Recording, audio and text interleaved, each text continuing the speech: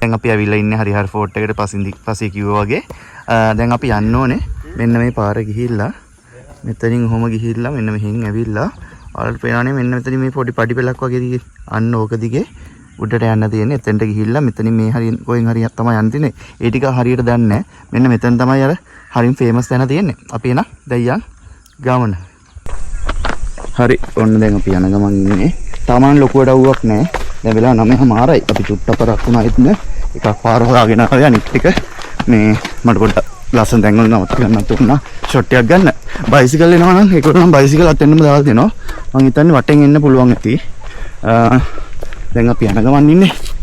මේ වගේ යන්න තියෙන්නේ. ඉතර තාම නම් ලොකුවට අමාරු වෙන්නේ.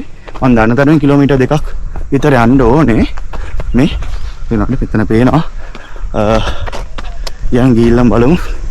අපේ ජීවිතේ තිබ්බ එක හීනයක් යන්න ඕනේ කියලා ඉන්දියාව කියලා මතක් වුණොත් මතක් වෙච්ච තැන තමයි මේක.